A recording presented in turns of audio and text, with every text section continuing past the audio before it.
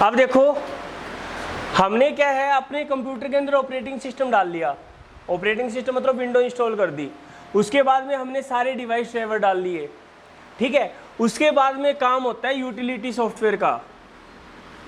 अब utility software simple सी भाषा में डेफिनेशन सुन लो, यूटिलिटी सॉफ्टवेयर वो सॉफ्टवेयर होते हैं जो कंप्यूटर की प्रॉपर फंक्शनिंग के लिए जरूरी होते हैं। जैसे एग्जांपल के तौर पर यहाँ क्लास में तुम आ रहे हो, तुम पढ़ रहे हो, ठीक है, तो केवल टीचर और स्टूडेंट की जरूरत नहीं है, यहाँ पर और बाकी चीज़ों की भी जरूरत है। जैसे सफाई वाली सुबह सफाई करके जाती है, ठीक है, वो पानी की बोतल भर के जाती है, ठीक है। तो प्रॉपर मेंटेनेंस के लिए, क्लास के मेंटेनेंस के लिए जिन जिन अलग सॉफ्टवेयर की हमें जरूरत पड़ती है, तो वो आपका किस में आता है, यूटिलिटी सॉफ्टवेयर में। जैसे एग्जांपल के तौर पर एंटीवायरस क्या है आपका, एक एंटीवायरस क्या है, यूटिलिटी सॉफ्टवेयर है। अब यूटिलिटी एंटीवायरस का हम किस लिए यूज करते हैं, ताकि वायरस ना आए। अगर वायरस आएंगे तो क्या दिक्कत होगी, हमारी प्रॉपर फंक्शनिंग नहीं होएगी, ठीक है। भाई क्लास को डिस्टर्ब मत किया करो, थोड़ा सा सचेत रह के पढ़ लिया करो। देखो यूटिलिटी सॉफ्टवेयर कौन से सॉफ्टवेयर हैं जो हमारे प्रॉपर फंक्शनिंग करवाते हैं। जैसे एंटीवायरस नहीं इंस्टॉल करेंगे तो वायरस आने का खतरा रहेगा, वायरस आएगा तो हमारा कंप्यूटर हैंग होएगा, हमारी विंडो उड़ सकती है, तो इसलिए हम उसमें क्या करते हैं, एंटीवायरस इंस्टॉल करते हैं, ठीक है। इसी तरीके से अगर आपकी हार्ड डिस्क फुल हो जाती है, ठीक है, तो हम हार्ड डिस्क में जो डाटा है उसको कंप्रेस करते हैं, कंप्रेशन यूटिलिटी सॉफ्टवेयर हम यूज करते हैं। तो कहने का मतलब to make the proper functioning of the computer we required utility software. अब इंपॉर्टेंट यूटिलिटी सॉफ्टवेयर देख लो कौन कौन से हैं।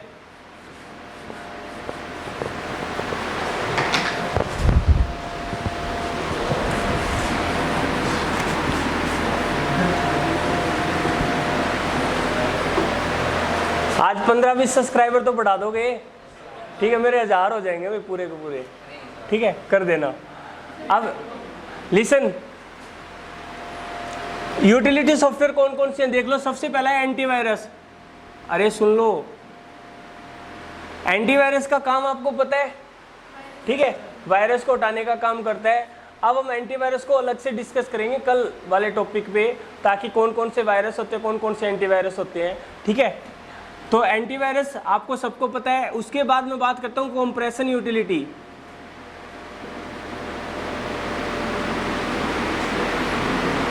अब कंप्रेशन यूटिलिटी में क्या होता है, मान लीजिए आपकी हार्ड डिस्क फुल होगी, आप हार्ड डिस्क लाए थे 500 GB की, आप 1 TB की हार्ड डिस्क थी, आपने इतना डाटा डाल दिया कि वो फुल हो गई, ठीक है। उसके बाद में आपको इमरजेंसी में कुछ एक मतलब कि डाटा स्टोर करना है, 101 जो GB है वो डाटा खाली करना है। तो आप या तो वो है कि आप अपने डाटा को डिलीट करो, आप डाटा को डिलीट नहीं करना चाहते तो आप एक यूटिलिटी सॉफ्टवेयर का यूज कर सकते हो, that is called compression utility. अब कंप्रेशन यूटिलिटी क्या करता है, जो डाटा है उसको कंप्रेस कर देता है, उसके साइज को छोटा कर देता है, ठीक है। क्वालिटी ज़्यादा डिक्रीज नहीं होती, उसके साइज को वो क्या कर देता है, कंप्रेस कर देता है, वो हमारी कंप्रेशन यूटिलिटी सॉफ्टवेयर होता है, ठीक है। एग्जांपल के तौर पर विनजिप, ठीक है, विनजिप आपका एक सॉफ्टवेयर होता है जो आपका क्या करता है, हर एक विनजिप आपका एक सॉफ्टवेयर है जो क्या करता है, अगर आप विनजिप के फोल्डर बना दोगे ना, फोल्डर है, फोल्डर 500 MB का है, आपको आप क्या करोगे, उसको कन्वर्ट कर दोगे विनजिप के अंदर, ठीक है। तो वो क्या करेगा, उसको फुल पैक कर देगा और उसका साइज डिक्रीज करके हो सकता है 200 MB, 250 MB, 300 MB जो भी कर दे, मतलब कि 200-250 MB कम कर देगा, ठीक है। तो ये इस तरीके के सॉफ्टवेयर आते हैं, इसको हम यूटिलिटी सॉफ्टवेयर बोलते हैं। उसके बाद में बात करते हैं एनक्रिप्शन एंड डिक्रिप्शन।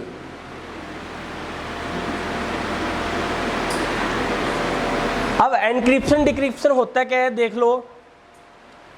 जैसे एग्जांपल के तौर पर ये फ़ोन है, मेरा फ़ोन डेड हो जाता है, अपने सभी का हो जाता है, तो हम क्या करते हैं, कई बार इमरजेंसी में क्या करते हैं, किसी के मतलब कि डाटा केबल लेते हैं और किसी के फ़ोन में लगा देते हैं, किसी के लैपटॉप में लगा दी चार्ज, ठीक है, किसी के आप कंप्यूटर के अंदर चार्ज लगा देते हो, ठीक है। अब कंप्यूटर के अंदर चार्ज लगाने पे एक नुकसान एक होता है ना कि आपका जो मेमोरी कार्ड है वो भी वहाँ पर दिखाई देने लग जाता है, होता है कई फ़ोनों में, ठीक है। आजकल के तो स्मार्टफोनों में ये बताने लगा है कि आप केवल चार्जिंग करना चाहते हो या फिर आप क्या करना चाहते हो, लेकिन पहले ऐसा नहीं होता था, ठीक है। और बाकी बहुत से काम होते हैं एनक्रिप्शन डिक्रिप्शन के, केवल एक एग्जांपल समझो।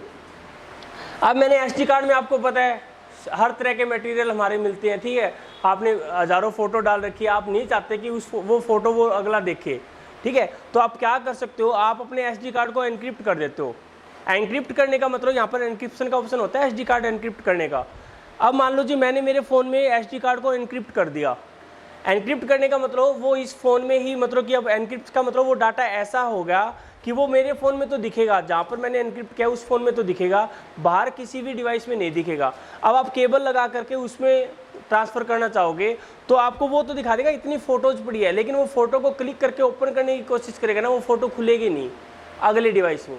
कब तक नहीं खुलेगी? जब तक वो आप उसको डिक्रिप्ट नहीं कर सकते, ठीक है। तो एनक्रिप्शन डिक्रिप्शन सिक्योरिटी पर्पज़ के लिए यूज होता है। हम आजकल जो मैसेज डाटा ट्रांसफ़र करते हैं, जैसे कि एग्जांपल के तौर पर एक यूजर है ए, ठीक है, वो बी को डाटा ट्रांसमिट कर रहा है। अब आपको पता है पहले एनक्रिप्शन डिक्रिप्शन यूज नहीं होती थी। पहले क्या होते थे, हैकर बीच में जैक लगाते थे और सारे डाटा ग्रैब कर लेते थे, फिर सारी बातें सुन लेते थे, ठीक है। आपने देखा होगा फ़ोन को टैप करना आसान था पहले, आज फ़ोन टैप नहीं होते। क्यों? क्योंकि जो डाटा हमारे फ़ोन से निकलता है, ठीक है, वो एनक्रिप्टेड फॉर्म में निकलता है। एनक्रिप्टेड फॉर्म का मतलब होता है कोडेड फॉर्म में। वो डाटा अगर मान लो कोई हैकर हथिया भी ले वहाँ पर, ठीक है, हैकर अगर उस डाटा को ले भी ले तो भी हैकर को पता नहीं लगेगा ये डाटा है क्या, जब तक वो उसको डिक्रिप्ट नहीं करेगा, ठीक है, जब तक वो उसको डिक्रिप्ट नहीं कर सकता। फिर डिक्रिप्शन के लिए आपको बहुत से सॉफ्टवेयर आते हैं डिक्रिप्ट करने के, लेकिन इतनी जल्दी से डिक्रिप्ट होता नहीं है, ठीक है। तो ये सिक्योरिटी पर्पज़ के लिए हम एनक्रिप्शन और डिक्रिप्शन यूज करते हैं। जब हमें कोई डाटा किसी एक बंदे को भेजना हो, हम उस डाटा को कोडेड फॉर्म में भेजते हैं, दैट इज कॉल्ड एनक्रिप्शन, ठीक है। और जब वो रिसीवर के पास एंड हो जाता है तो वो दोबारा से जो कोडेड फॉर्म का डाटा है वो ओरिजिनल फॉर्म में आ जाता है, दैट इज कॉल्ड डिक्रिप्शन। समझ में आ गया? लिख लो अपने हिसाब से डाल के हेडिंग लिख लो, हिंदी में इंग्लिश में जो भी लिखना हो, पंजाबी में लिखना हो पंजाबी में लिख लो, ठीक है। एनक्रिप्शन डिक्रिप्शन समझ में आ गया? बहुत से सॉफ्टवेयर यूज होते हैं एनक्रिप्शन डिक्रिप्शन में भी। क्या पूछ रहे हो?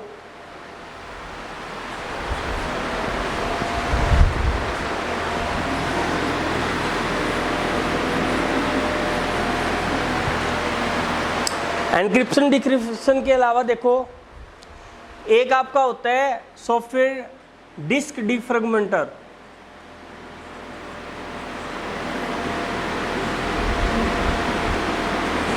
अब डिस्क डिफ्रेगमेंटर का काम क्या है? मैंने आपको डिस्क मेमोरी करवाई थी, मैंने बताया था ना डिस्क में कैसे डाटा स्टोर होता है, सीक्वेंस में। सबसे पहले क्या बने होते हैं, इनको हम क्या बोलते हैं? ट्रैक। अरे निकम्मो, अब तो ना ऊंची आवाज़ में आनी चाहिए, सारी वीडियो में भी सुनाई देना चाहिए कि कितने बच्चे बैठे हैं। मैं बोलता रहता हूँ कितने, इनको हम क्या बोलते हैं? क्या बोलते हैं? ट्रैक में दौड़े हो गए, कभी मैदान में जाते हो, ट्रैक बने होते हैं। अब ट्रैक डिवाइड होते हैं किसके अंदर?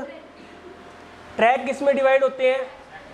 ये आपका एक सेक्टर है, ठीक है, ये दूसरा, ये तीसरा, ये मान लीजिए पहला ट्रैक, दूसरा ट्रैक, तीसरा ट्रैक, ये पहला sector, second sector, third sector. अब मैंने आपको ये चीज़ बताई थी, ध्यान दो अगर किसी ने याद दिया हो तो। मैंने बताया था इसके अंदर जब हम डाटा को स्टोर करते हैं किसी भी हार्ड डिस्क, सीडी, डीवीडी के अंदर, मतलब डिस्क मेमोरी के अंदर जब हम डाटा को स्टोर करते हैं तो सबसे पहले ट्रैक का पहला सेक्टर फुल होता है, फिर उसके बाद में दूसरा, उसके बाद में तीसरा, ठीक है। इस तरीके से डाटा फुल किया जाता है। अब मान लो आपने क्या किया, आपने दबा आप नया फ़ोन लेकर के आए और सारी मूवी अपने फ्रेंड से लाए और डाल दी, भर दी हार्ड डिस्क, ठीक है। अब हार्ड डिस्क भरने के बाद देखो अब क्या होगा, अब आप क्या करते हो जब आपकी हार्ड डिस्क फुल हो जाती है, ठीक है, या तो आप कंप्रेशन सॉफ्टवेयर यूज कर सकते हो, आज से आप वो करना स्टार्ट करना। लेकिन पहले आप क्या करते थे, जो फालतू की चीज़ें थी वो डिलीट करना स्टार्ट। अब मान लो कोई चीज़ आपने यहाँ से डिलीट कर दी, कोई चीज़ यहाँ से डिलीट कर दी, कोई चीज़ यहाँ से डिलीट कर दी, जगह जगह से डाटा डिलीट कर दिया, कोई मूवी डिलीट कर दी, कोई कुछ डिलीट कर दिया, कोई कुछ डिलीट कर दिया, और आपने क्या किया, 2 GB का स्पेस खाली कर लिया।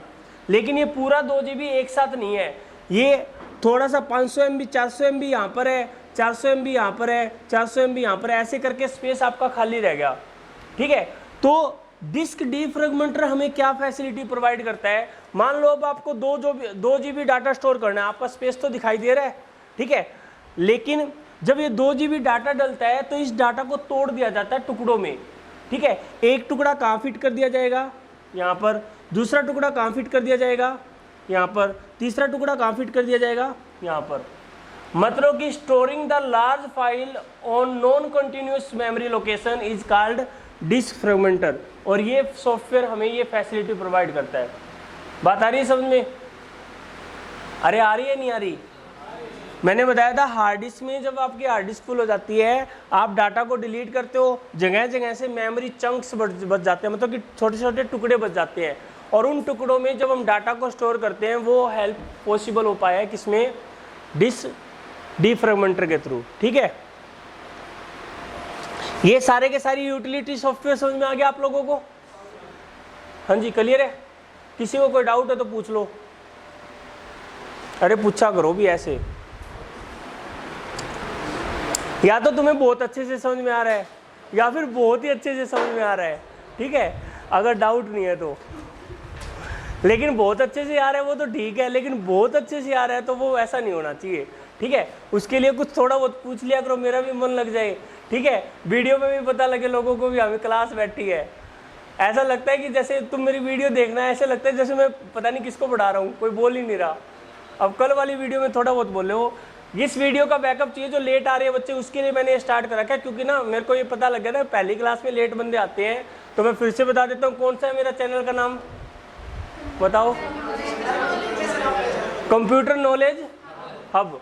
उसके अंदर ये एज इट इज 1 घंटे की वीडियो का बैकअप आपको एज इट इज मिल जाएगा। ठीक है, वहां पर जा करके आप ये वीडियो देख सकते हो। कंप्यूटर नॉलेज हब स्टार्टिंग से, जब मैंने मंडे को क्लास लेनी स्टार्ट की थी, वहां से लेकर के अब तक की सारी रिकॉर्डिंग है।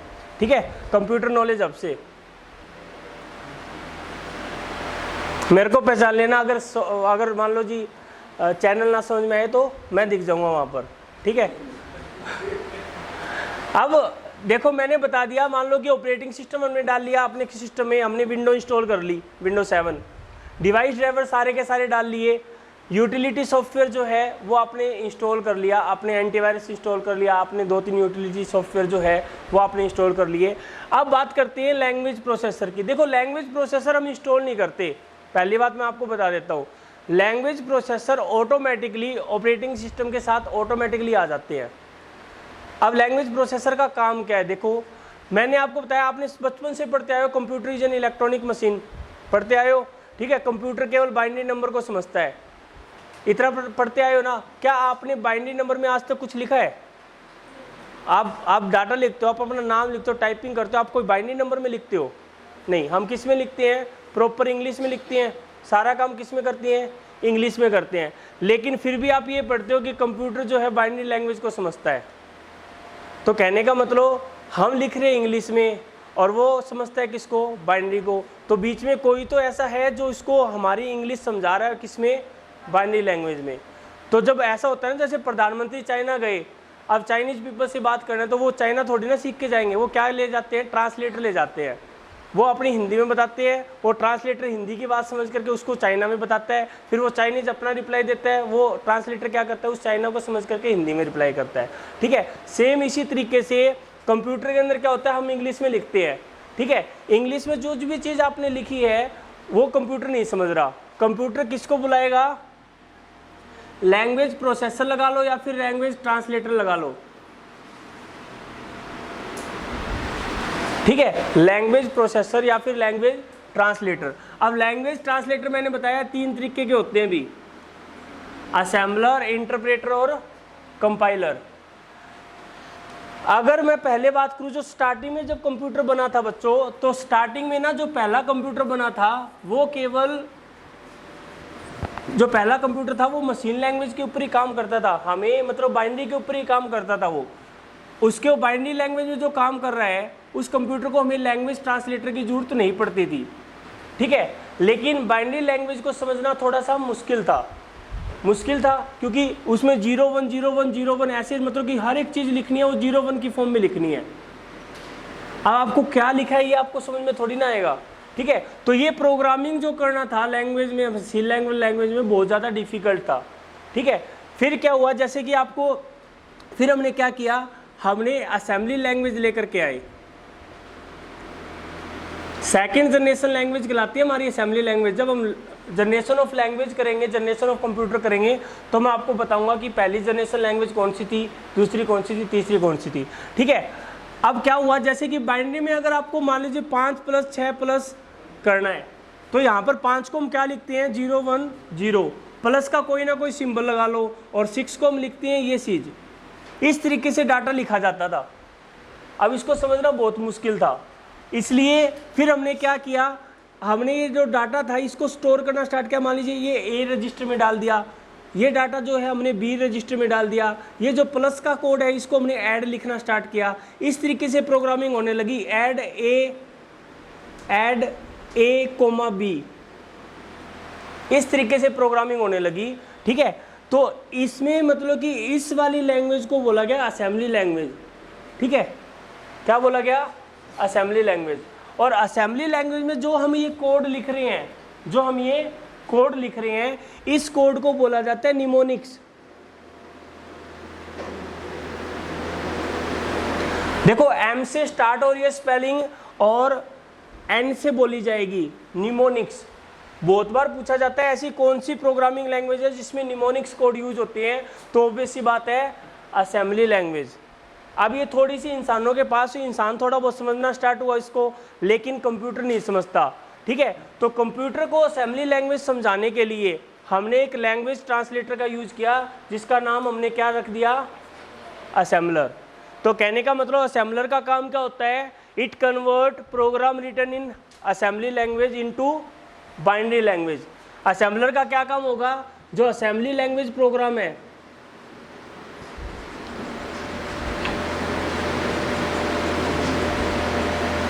जो असेंबली लैंग्वेज प्रोग्राम है उसको कन्वर्ट करता है कौन, असेंबलर।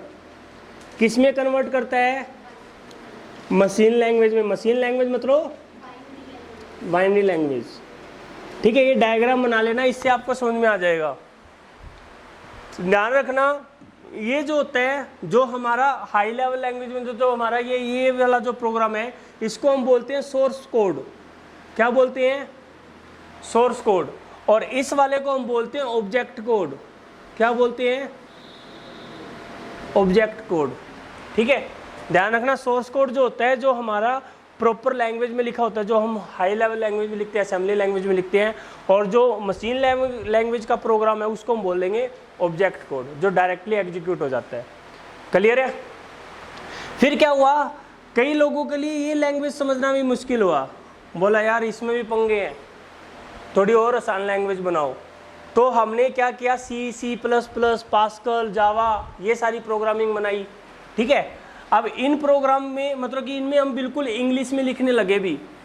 ठीक है, जो हम बिल्कुल इंग्लिश की फॉर्म में हम आजकल प्रोग्रामिंग करते हैं, तो बिल्कुल इंग्लिश की फॉर्म में लिखी जाती है। ठीक है, तो इनको हमने बोला जो हाई लेवल लैंग्वेज होती है, हमने कौन सी लैंग्वेज बनाई, हाई लेवल लैंग्वेज बनाई, जिसके अंदर सी प्लस प्लस, जावा, पाइथन, ठीक है, बहुत सी ऐसी प्रोग्रामिंग लैंग्वेज है जो आप पढ़ोगे, ठीक है, सीखोगे। तो ये सारी की सारी लैंग्वेज हमने बनाई ताकि इंसानों को आराम से प्रोग्रामिंग समझ में आए। अब मैंने बताया इंसानों को तो समझ में आ जाएगी, कंप्यूटर को नहीं आएगी। तो कंप्यूटर को ये लैंग्वेज समझाने के लिए हमने दो लैंग्वेज ट्रांसलेटर को यूज किए, दैट इज कॉल्ड इंटरप्रेटर और कंपाइलर। इंटरप्रेटर और कंपाइलर, ये हमने लैंग्वेज ट्रांसलेटर यूज करे। ठीक है, ये काम क्या करती हैं, हाई लेवल लैंग्वेज प्रोग्राम को कंपाइलर क्या काम करता है, किस में बदलता है, मशीन लैंग्वेज में। किस में बदलता है, मशीन लैंग्वेज में। ऐसे ही इंटरप्रेटर काम करता है आपका, क्या करेगा interpreter, high level language program को किस में कन्वर्ट करेगा, मशीन लैंग्वेज में। ठीक है, अब दोनों का काम सेम है, लेकिन दोनों में डिफरेंस क्या है। बहुत बार पूछा गया है कंपाइलर और इंटरप्रेटर में क्या डिफरेंस है, या फिर कंपाइलर की अलग डेफिनेशन पूछ ली गई। अब देखो क्या डिफरेंस होता है दोनों में। मान लो हमने ना एक प्रोग्राम लिखा, ठीक है, अब प्रोग्राम लिखा, तो प्रोग्राम में मान लो जी कंपाइलर क्या करेगा, कंपाइलर ना पूरे के पूरे प्रोग्राम को एक बार में कंपाइल करेगा। ठीक है, एक बार में वो पूरे प्रोग्राम को कंपाइल कर देगा और आपको ये बता देगा, मान लीजिए इस लाइन में एरर था, इस लाइन में एरर था, इस लाइन में एरर था, वो आपको लिस्ट ऑफ एरर देता है, लिस्ट ऑफ एरर देता है, मतलब कि एक बार में ये बता देगा इस लाइन में लिस्ट है, इस लाइन में आपका एरर है, ठीक है। लेकिन इंटरप्रेटर क्या करता है, लाइन बाय लाइन कन्वर्ट करता है। कैसे करता है, line by line. Line by line का मतलब पहली लाइन, दूसरी लाइन, तीसरी लाइन, तीसरी लाइन में एरर है तो वो वहीं पे रुक जाएगा, कहेगा भाई साहब इसको ठीक करो। अब आप ठीक करोगे तो फिर वो इसको एग्जीक्यूट करेगा, इसको एग्जीक्यूट करेगा, फिर आपका कहाँ पर रुक जाएगा, अगली लाइन में, मतलब कि जहाँ एरर मिला वहीं पर वो रुक जाता है, ठीक है। तो इंटरप्रेटर आपका इस तरीके से काम करता है, लाइन बाय लाइन कन्वर्ट करता है, और कंपाइलर क्या करता है, एक ही बार में पूरा का पूरा प्रोसेस, पूरा का पूरा प्रोग्राम कंपाइल कर देता है। अब मुझे बताओ आप लोग कौन सा अच्छा है, इंटरप्रेटर या फिर कंपाइलर, कौन सा अच्छा है, कंपाइलर। क्यों अच्छा है, क्योंकि एक बार में कर देता है, ठीक है। एक बात बताऊं तुम्हें, जो हमारे जो प्रोग्राम बने हुए ना, ऑपरेटिंग सिस्टम बना हुआ है, करोड़ों लाइनें लिखी हुई है इसके अंदर। अब मान लो आपने प्रोग्रामिंग की और करोड़ों लाइनों में 10 लाख लाइनों में एरर आ गए, एक बार में पता लग जाए कौन कौन सी लाइन में एरर दिया था। देखो बढ़िया दोनों ही होते हैं, लेकिन अगर आप स्टार्टिंग में प्रोग्रामिंग सीखना चाहते हो, आजकल मतलब कि जो ये आपने देखा होगा, पाइथन सीखो, पाइथन सीखो, पाइथन सीखो। पाइथन सिखाने में बच्चों को इतना क्यों जोर दिया जाता है, क्योंकि पाइथन में हम इंटरप्रेटर यूज करते हैं। अब इंटरप्रेटर यूज करने से आसानी हो जाती है, बच्चे को एक्यूरेट पता लग जाता है, मेरा इस लाइन में दिक्कत है, मेरे को इस लाइन में एरर है, वो दूर करना है, ठीक है। तो स्टार्टिंग में जब आप कोई प्रोग्रामिंग सीख रहे हो तो आप इंटरप्रेटर पे सीखो, ताकि आपको हर एक लाइन का पता लगे कहाँ पर क्या दिक्कत आ रही है, ठीक है। और जब आप फॉरवर्ड हो जाओगे तो आप इंटरप्रेटर से ना इरिटेट हो जाओगे, ये क्या है, मतलब जहाँ एरर देते हैं वहीं पे रुक जाता है, ठीक है। तो आप जब एक्सपर्ट हो जाते हो तो आप किस पे काम करना पसंद करते हो, कंपाइलर पे। जैसे पाइथन जो लैंग्वेज है वो इंटरप्रेटर यूज करती है, पाइथन भी आपकी एक हाई लेवल लैंग्वेज है, ऑब्जेक्ट ओरिएंटेड लैंग्वेज है, और C++ भी आपकी क्या है, ऑब्जेक्ट ओरिएंटेड लैंग्वेज है, जावा भी आपकी क्या है, ऑब्जेक्ट ओरिएंटेड और हाई लेवल लैंग्वेज है, ठीक है। ये दोनों लैंग्वेज कंपाइलर यूज करती है, पाइथन जो है इंटरप्रेटर यूज करता है। इसलिए आज आपने देखा होगा हर एक स्कूल में CBSE भी जो है +1 +2 में पाइथन लगा रहा है। क्यों, क्योंकि पाइथन में प्रोग्रामिंग समझना आसान है। दोनों समझ में आ गए, इंटरप्रेटर और कंपाइलर, क्लियर है सबको। कोई किसी को कुछ पूछना है, नहीं पूछना। अब पाइथन की स्पेलिंग देख लो, मैं बता लग रहा स्पेलिंग में मत जाया करो, ये होगी ये पी, ये होगी, चलो जो भी है लगा लियो। अरे मैंने तुम्हें कितनी बार बोला हुआ है, डॉक्टर और कंप्यूटर इंजीनियर की राइटिंग पे शक नहीं करते, वो तुम्हारे नहीं समझ में आती लेकिन वो लिखते ठीक है, ठीक है। अब देखो ये सारी चीज बता दिया, अभी सिस्टम सॉफ्टवेयर हमारा कंप्लीट हो गया।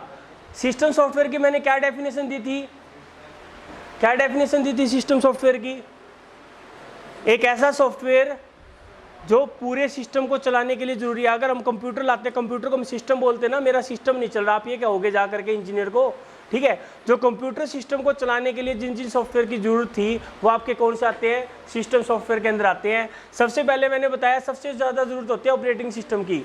ऑपरेटिंग सिस्टम में मैंने बताया कि हम कौन कौन से ऑपरेटिंग सिस्टम यूज करते हैं, विंडो यूज करते हैं, एंड्रॉयड यूज करते हैं, Mac operating system iOS use करते हैं, यूनिक्स या फिर लाइनक्स यूज करते हैं, ठीक है। उसमें से मान लीजिए आपने विंडोज 7 डाल लिया अपने सिस्टम में, उसके बाद में हमें किसकी जरूरत पड़ेगी, डिवाइस ड्राइवर की।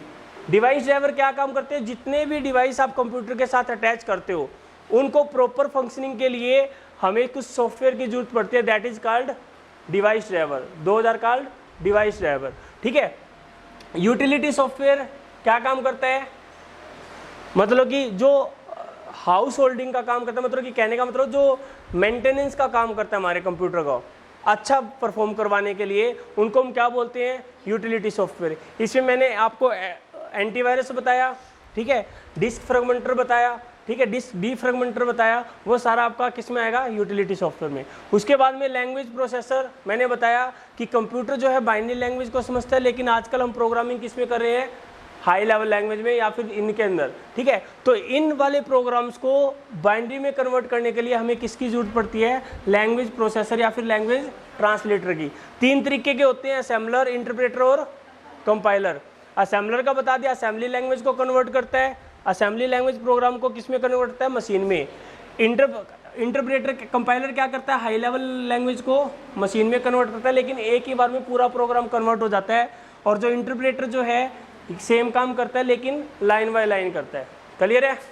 अब बात करते हैं, उसके बाद में आपने ये सारी चीज़ें डाल ली, उसके बाद में जो भी आप सॉफ्टवेयर अलग डाल रहे हो, ठीक है, वो आपके क्या कहलाते हैं, एप्लीकेशन सॉफ्टवेयर कहलाते हैं। कहने का मतलब जैसे आपको MS वर्ड में प्रोग्रामिंग करनी है, आपको कुछ टाइप करना है कंप्यूटर के अंदर, तो आप MS ऑफिस इंस्टॉल करोगे, MS वर्ड चलाओगे। तो MS वर्ड क्या है, आपका एप्लीकेशन सॉफ्टवेयर है। मतलब कि हम अपने यूज के लिए जो हम सॉफ्टवेयर इंस्टॉल कर रहे हैं, एक सिस्टम को चलाने के लिए हमने सारे सॉफ्टवेयर डाले, अब हम उस सिस्टम पे कुछ ना कुछ तो काम करेंगे। मान लो मेरे को एप्लीकेशन लिखनी है, तो मैं उसमें क्या डालूंगा, एप्लीकेशन सॉफ्टवेयर लिखूंगा। मान लो कि मेरे को कोई लेटर लिखना है, तो मैं MS वर्ड ओपन करूंगा ना, कौन सा ओपन करूंगा, MS वर्ड, ठीक है। अगर आपको कोई पावर पॉइंट बनानी है, प्रेजेंटेशन बनानी है, तो आप क्या करोगे, पावर पॉइंट डालोगे। किसी को गेम खेलना है, वो गेम इंस्टॉल करेगा। तो बाकी जितने भी सॉफ्टवेयर हम बाद में इंस्टॉल करते हैं, वो हमारे क्या कहलाते हैं, एप्लीकेशन सॉफ्टवेयर कहलाते हैं। एप्लीकेशन सॉफ्टवेयर 2 तरीके के होते हैं, जनरल पर्पज और special purpose. General purpose software कौन से होते हैं, जो जनरली सभी के लिए बने हैं। अब मान लो MS ऑफिस है, MS ऑफिस आप लोग स्टूडेंट लोग भी यूज करते हो, ऑफिस में भी यूज होते हैं, बैंक में भी यूज होता है, ठीक है, बिजनेस में भी यूज होते हैं, हर जगह। अगर हमें कोई भी लेटर लिखना है, कोई भी चीज़ टाइप करनी है, तो आप MS वर्ड का यूज करते हो। तो वो जनरली सभी के लिए बना हुआ है, ठीक है। तो वो हमारे क्या कहलाते हैं, जनरल पर्पज सॉफ्टवेयर, जो सभी के लिए बने हुए हैं, ठीक है। और अब बात करते हैं स्पेशल पर्पज की। स्पेशल पर्पज सॉफ्टवेयर वो सॉफ्टवेयर होते हैं जो पर्टिकुलर एक यूजर या फिर एक ऑर्गेनाइजेशन के लिए बने हुए हैं। जैसे एग्जांपल के तौर पर आप स्कूल में जाते हो फीस जमा कराने के लिए, ठीक है। अब स्कूल में फीस जमा कराने के लिए मतलब कि स्कूल मैनेजमेंट एक सॉफ्टवेयर का यूज करते हैं जिसमें सारे बच्चों का डाटा होता है, ठीक है। अब वो सॉफ्टवेयर क्या आपके किसी काम का है? अगर मैं कहूँ ये सॉफ्टवेयर ले जाओ, 1.5 लाख रुपए का है, आप कहोगे फ्री में दो तो भी ना यूज हो हमसे, तो यही कहोगे ना। लेकिन स्कूल वाले उसके लिए हजारों करोड़ों लाखों रुपए खर्च करते हैं उस सॉफ्टवेयर के लिए। तो कहने का मतलब वो कौन सा है, स्पेशल पर्पज सॉफ्टवेयर है। कौन सा है आपका, वो स्पेशल पर्पज सॉफ्टवेयर है। क्लियर है। तो ये हमारा जनरल पर्पज और स्पेशल पर्पज सॉफ्टवेयर होते हैं। क्लियर है। तो ये सारा सॉफ्टवेयर का मैंने आज सारा बता दिया, ठीक है। किसी को कोई भी डाउट हो तो पूछ लो।